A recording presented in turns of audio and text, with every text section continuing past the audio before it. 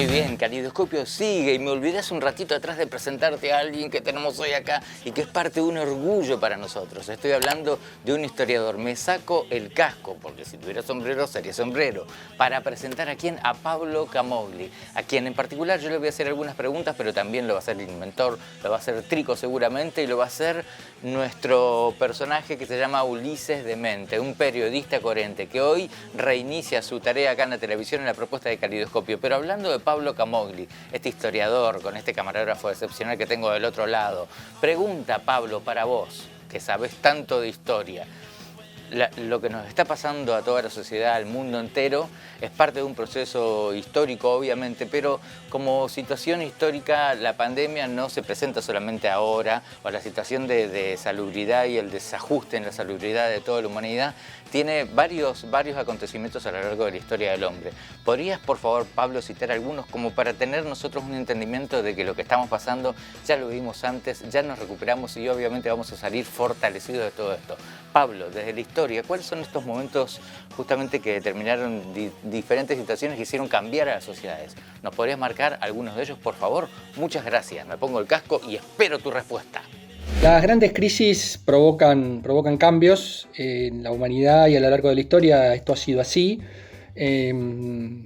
Por citar algunos casos, bueno, lo que fue las pestes negras, lo que se denominaba como la peste negra en Europa a fines de la Edad Media, en momentos en que se habían desarrollado las ciudades, o sea, lo que antes habían sido los castillos medievales, habían ido transformando en el burgo, en las ciudades, en ciudades que habían traspasado la frontera delimitada por los muros de los castillos medievales. Estas grandes ciudades empezaron a aglutinar gente, por supuesto que en condiciones de escasa salubridad, y esto era lo que atraía y atrajo estas enfermedades que tanto castigaron a Europa y a otras regiones del mundo. En Asia pasó algo parecido también. Y esto lo que generó estas grandes pestes con miles de muertos, con situaciones muy trágicas, lo que generó fue, bueno, primero una curiosidad para saber cómo resolver, cómo atender este tipo de problemáticas y a partir de allí una serie de soluciones que lo que hizo fue justamente empezar a gestar las ciudades modernas en cuanto a la atención de servicios esenciales, sobre todo los tratamientos cloacales y el tratamiento de la basura, por lo menos en las grandes ciudades europeas.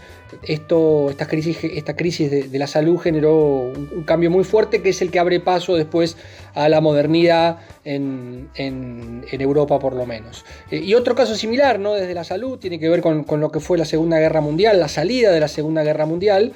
El resultado de esa guerra va a desembocar la generación del estado de bienestar.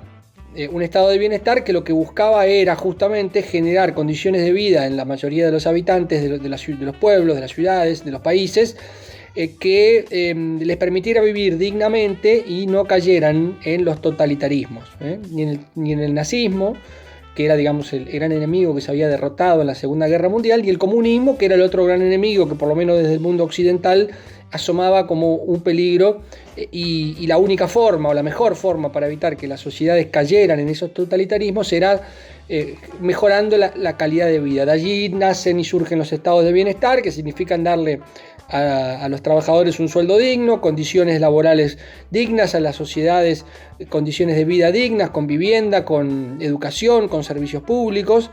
Bueno, todo esto lo que va a hacer, por ejemplo, países como Francia, como Inglaterra, como Estados Unidos, inclusive la propia Alemania, la Alemania federal, la Alemania capitalista, van a implementar estos estados de bienestar con el objetivo de salir de esa crisis que se había generado con la Segunda Guerra Mundial y gestar un nuevo mundo en donde no hubiera un peligro de que las sociedades, por falta de una vida digna, pudieran inclinarse hacia el totalitarismo.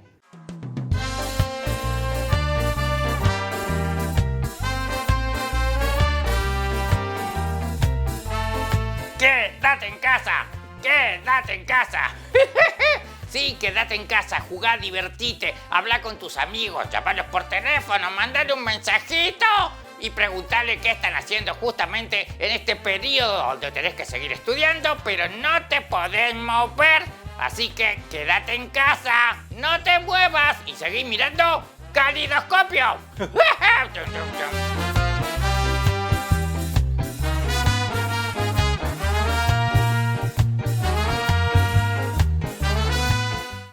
En Notidoscopio, en esta primera emisión, tenemos el honor, el orgullo justamente de este encuadre. Está sonando el teléfono, perdón, voy a atender. Suena, atiendo. Oh, hola, sí, señor director. Sí, justamente estaba por emitir el contenido de Pablo Camogli. Sí, ahí voy con la entrevista. Muy bien, muchas gracias, perdón por esta pausa. Vamos a dejar el teléfono quieto y voy a contarte que estoy junto a Pablo Camogli. Pablo Camogli, que estás viendo justamente en este momento acá en la pantalla. Pablo, desde la perspectiva de Notidoscopio y teniendo en cuenta que Ulises Demente, es decir, yo soy un periodista ávido de saber lo relativo al pasado de la República Argentina en particular, quiero que me cuentes históricamente qué situaciones parecidas a la que estamos viviendo hoy en estas circunstancias de pandemia se dieron acá en la República Argentina. ¿Hay algún correlato histórico que nos sitúe justamente en circunstancias similares acá en la República Argentina? Pablo Camogli, esperamos tu testimonio. En la Argentina pasaron cosas parecidas. Por ejemplo, la peste amarilla que asoló a Buenos Aires en la década de 1871 fue la que desencadenó y propició la modernización de la ciudad de Buenos Aires, con la transformación de Buenos Aires en una ciudad más moderna, con servicios esenciales por lo menos en su casco céntrico, y una mejora en todo lo que tiene que ver con el tratamiento cloacal, el tratamiento de la basura, el mejoramiento de las instalaciones hospitalarias, todo el desarrollo urbanístico que va a tener Buenos Aires, que va a ser característica de la ciudad, que justamente surgen a partir de esta crisis de salubridad que significa la peste amarilla en la ciudad de Buenos Aires. Ese es un cambio importante que va a tener, sobre todo Buenos Aires. Hay otro caso, por ejemplo, parecido, que fue en Mendoza, que tuvo que ver con el terremoto de Mendoza en 1860, en la década de 1860, que destruye la ciudad de Mendoza, y que va a obligar a reconstruir la ciudad. Y la ciudad se va a reconstruir no ya siguiendo los lineamientos característicos de la época colonial, que fue cuando se fundó la ciudad de Mendoza, sino ya dentro de un paradigma moderno, y es un poco el origen y la explicación de por qué la ciudad de Mendoza tiene características urbanísticas muy particulares, muy modernas, con grandes avenidas, con plazas muy grandes, con plazas amplias, con grandes espacios verdes, una ciudad muy, muy bella, que surge y que solo fue posible a partir de una gran crisis que tuvieron, que fue el terremoto de Mendoza, que destruyó prácticamente toda la ciudad colonial, la parte vieja, casas de adobe, que se derrumbaron con este terremoto tan fuerte que sufrió Mendoza. Señoras y señores, vuelan las flores, y estas flores son en particular para las docentes de la Escuela 413 de la localidad de El Dorado. Una flor, 2 flores, 3 flores, 4 flores y 5 flores para ellas. ¿Por qué? Porque siguen, como todos los docentes de la República Argentina, trabajando de forma virtual con los chicos. Los chicos siguen en un proceso de enseñanza, aprendizaje, y obviamente los papás, en este caso en particular, por esta particularidad del mundo que tenemos hoy, están súper implicados en la construcción de ese conocimiento. Vamos a ver cómo trabajan, cuáles son los trabajos, y vamos a ver videos también que tienen que ver con la labor de ellos. Señoras y señores, Escuela 413, mira. ¡Ay, ay, ay! Señoras y señores de Calidoscopio, acá estamos con los informes educativos. Sí, cómo trabaja la plataforma de Ocurarí y las escuelas en sus propios ámbitos, los docentes desde su hogar y los niños desde su casa. Acá vemos a Sandra, una docente de la Escuela 413 del Dorado. Sandra, por favor, ¿nos podrías contar cómo es esa metodología de trabajo? ¿Cómo trabajan? ¿Cuál es la manera en que se comunican con los chicos? ¿Y cuáles son las actividades que hacen? ¿Nos contarías, por favor? Gracias.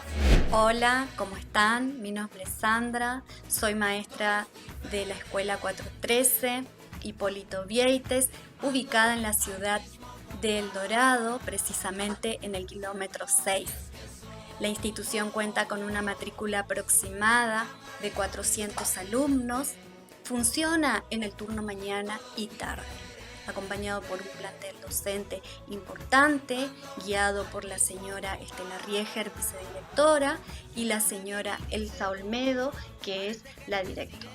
Les quiero contar cómo estamos trabajando a raíz de esta situación de pandemia y de emergencia sanitaria. Estamos trabajando desde nuestras casas para llegar a todas las familias.